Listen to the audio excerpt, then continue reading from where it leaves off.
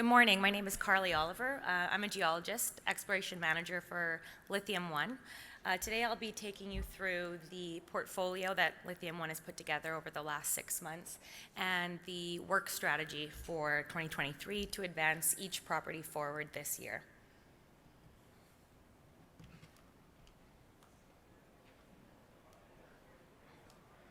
There we go. Okay, so a lot of you know that lithium is hot and that Canada has emerging lithium districts. And those districts are on course to be huge. Look at the success of companies over the last 12 to 18 months like Patriot with their Corvette project in James Bay, Winsome Resources with multiple projects in Quebec.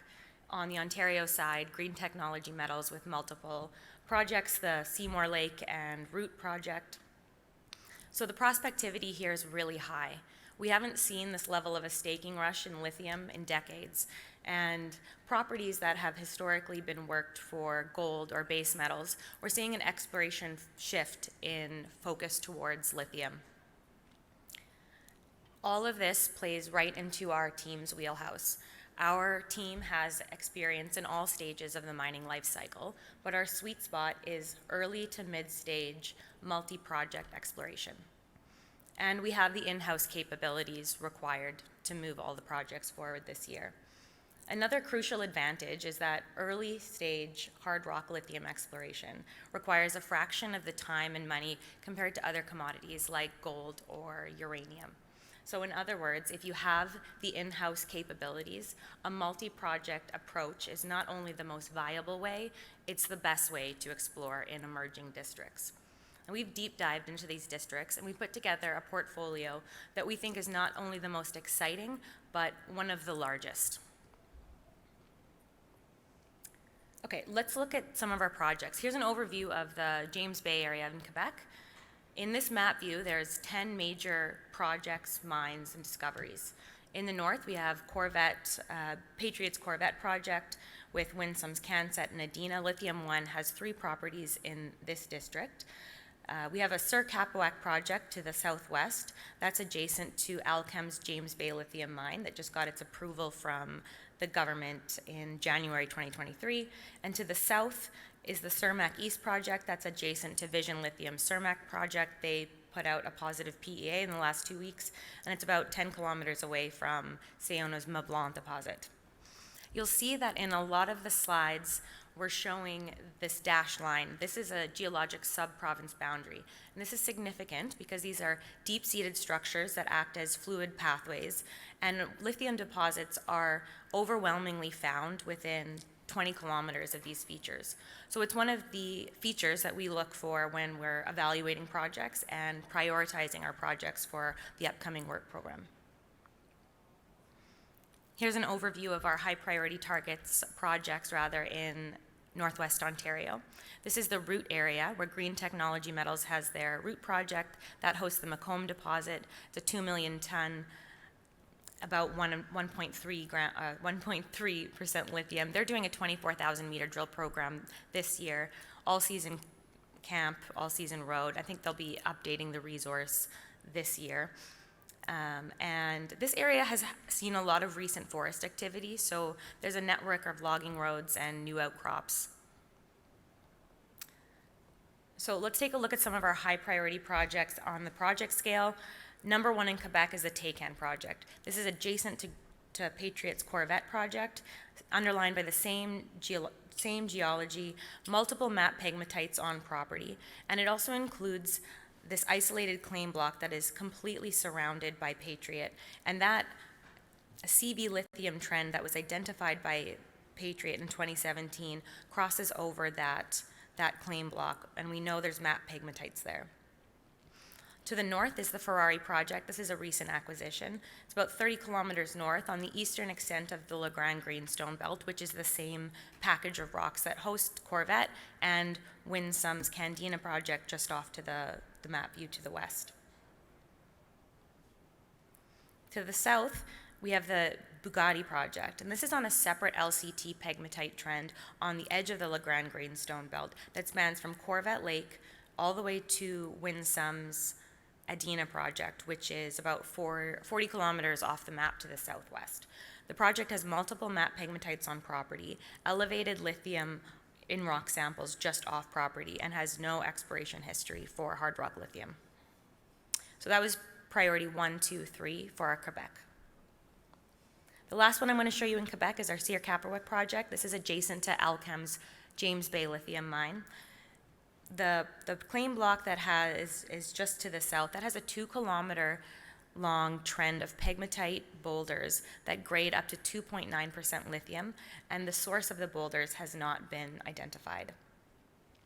We're also adjacent to Madero Mining. They put out some good news in February from their 2022 field program, and they'll be going back this year to follow up on results there. And one thing I want to point out with this map, those red dots, those are the pegmatite outcrops. You see the distribution around the 2 lakes to the south, around the lake shores, and then there's a linear trend. That's a road. So this is a function of data distribution.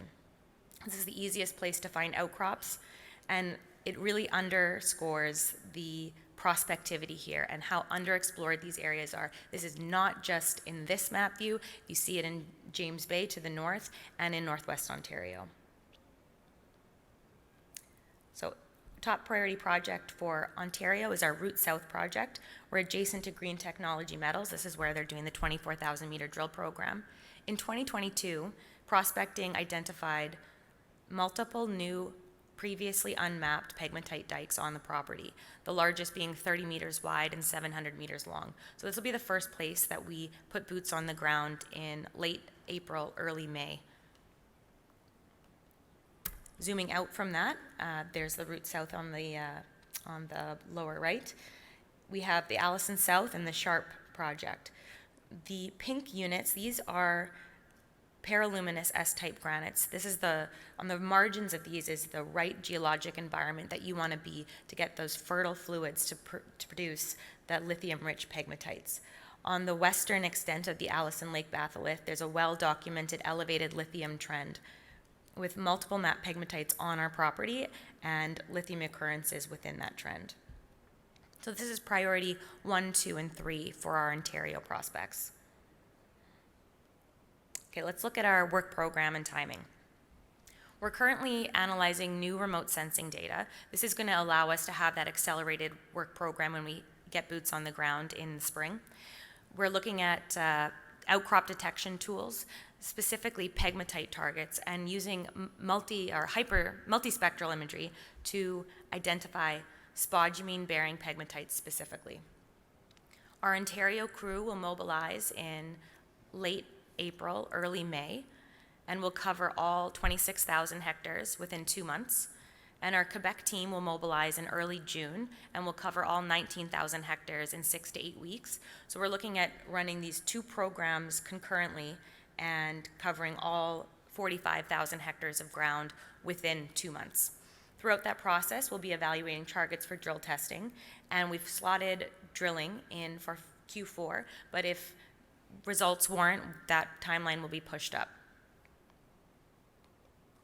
Just want to touch on hard rock lithium exploration, specifically early stage, and why it requires a fraction of the time and money compared to other commodities. So lithium's occurring in pegmatites. These are large continuous targets. They're easily identifiable in the field. We can use remote sensing data to find outcrops and satellite imagery to find pegmatite target outcrops. And I mentioned the multispectral imaging as well. So this allows us to cover large areas of prospective ground very rapidly. And because that visual confirmation is so clear, we can evaluate targets for drill testing very quickly. And when we do get drilling, we're talking about shallow, near-surface targets where big step-outs of 100 meters is moderately conservative. If you compare that to orogenic gold, that's on the aggressive side. Here's our management team. So the company's under new management, has seen a number of changes to the board in the last 3 to 6 months. I want to point out in particular Nathan Tribble and Carl Ginn, 2 experienced geologists on the board with a number of discoveries under their belt, to highlight the technical experience in management.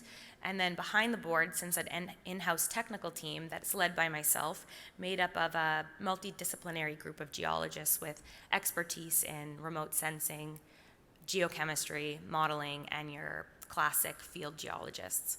And we also have a great corporate team. Here's our share structure on the right, or on the left rather, and on the right-hand side is a summary of all of our lithium properties. I touched on the top priorities for Quebec and Ontario, but we will be having boots on the ground on all 45,000 hectares within the first 2 months of the field season this year. And you can find more information about those online in our corporate presentation as well. So that sums up my overview I was going to give you today. Is there any questions?